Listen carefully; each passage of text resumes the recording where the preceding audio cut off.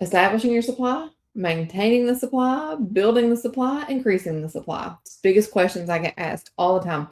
For those of y'all that don't know me, I am a mom of two, exclusively pumped for baby one, and again now for baby number two.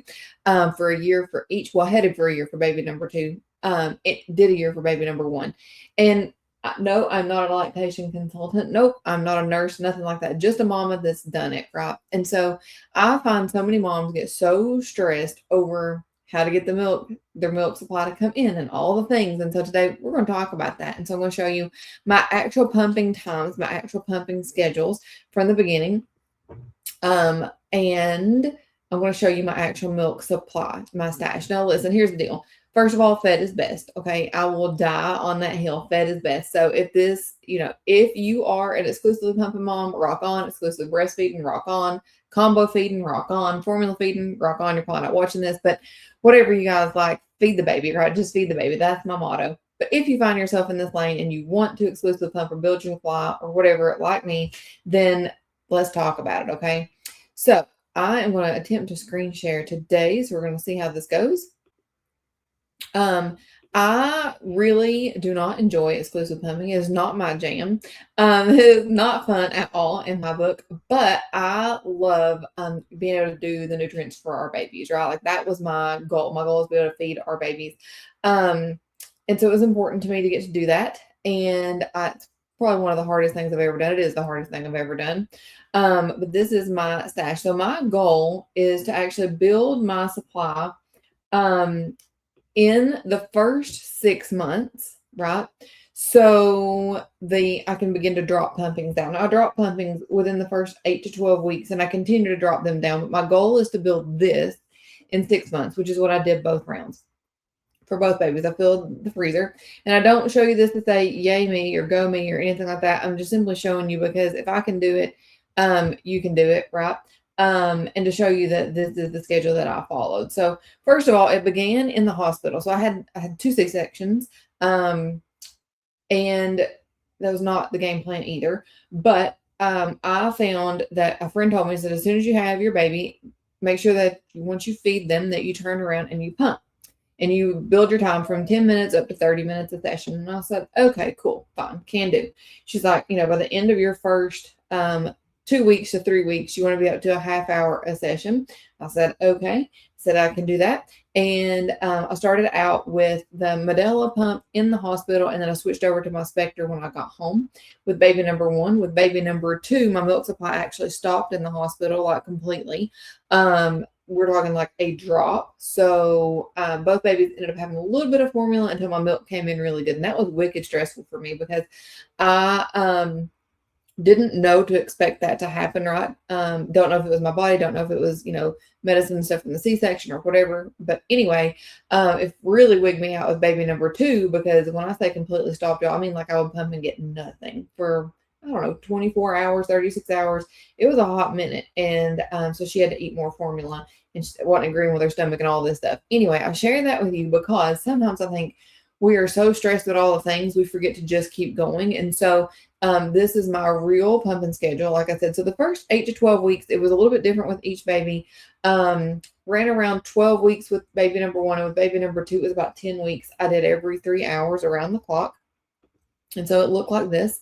For me, it was the pumping every 3 hours after she tried to eat in the hospital that made the difference on her actually my milk coming on in, right? So I pumped every 3 hours, and like I said, this is what it actually looked like around the clock. So it made it very easy, and I do put the little fun things in there to remind me that, like, keep going, you got this, all the things, right?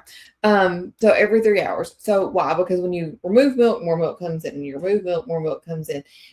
She was not getting enough whenever we first had her. It's the baby number two. And so we had to take time to really work to build my supply this time. I had to call the lactation people in.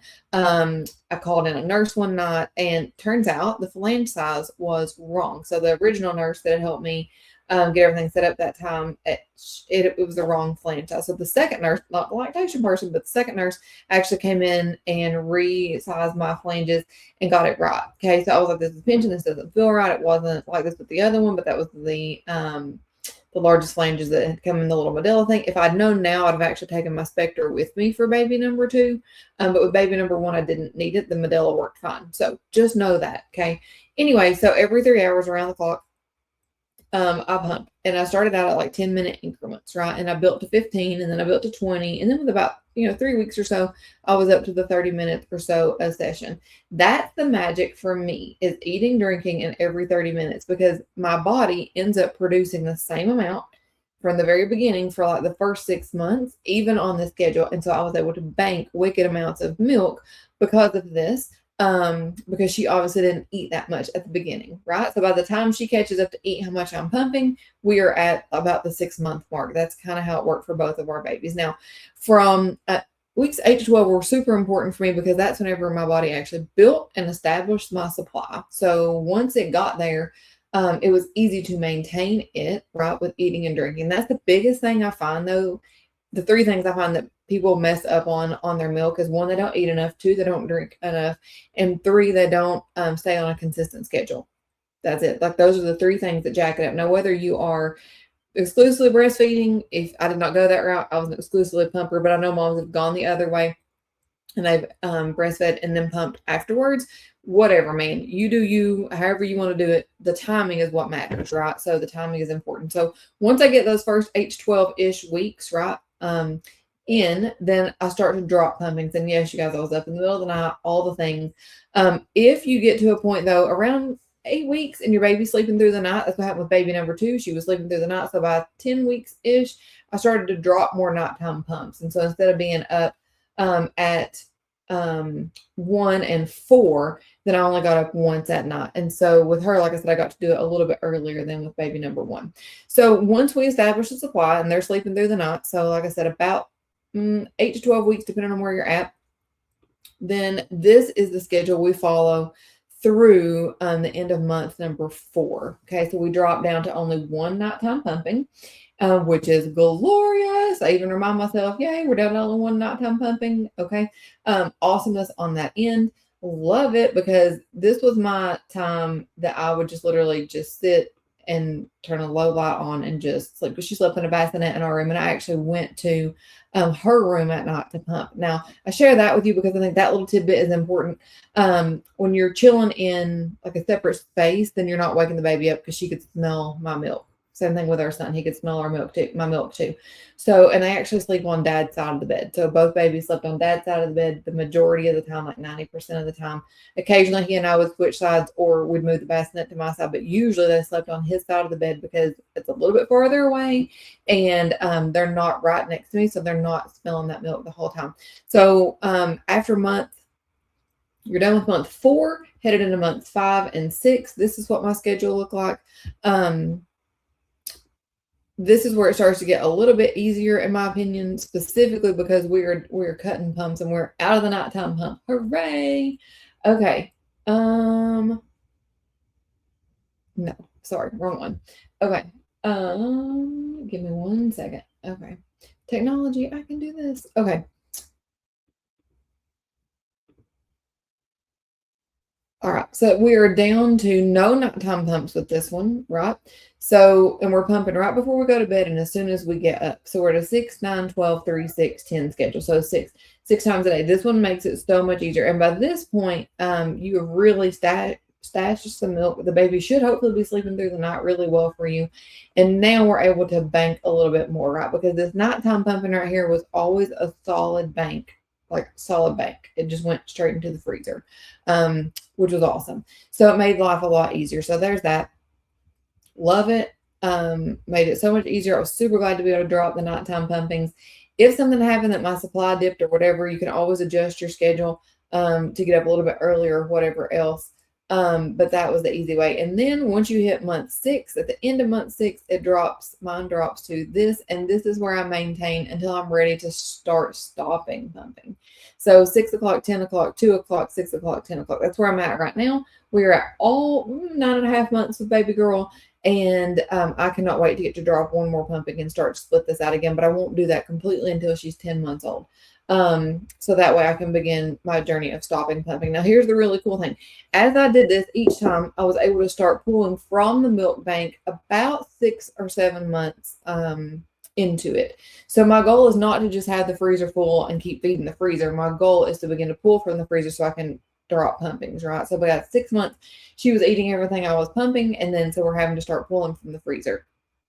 So also ended up needing to take some different medicine this time that impacted my milk supply quite a bit. So we had to bust into the freezer stash earlier with her than we did with our son. So again, a story for another day. But again, this schedule works. It's awesome because those first few weeks really impact building the supply, maintaining the supplies, like establishing it, the whole thing, right? And from there, we get to start dropping pumpings out.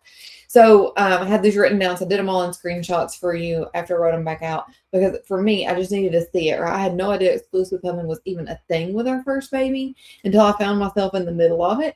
And I realized felt like I should really be sad over not being like breastfeeding because he was 5 weeks early. Everything we tried didn't keep him awake. It wouldn't work. It was not good.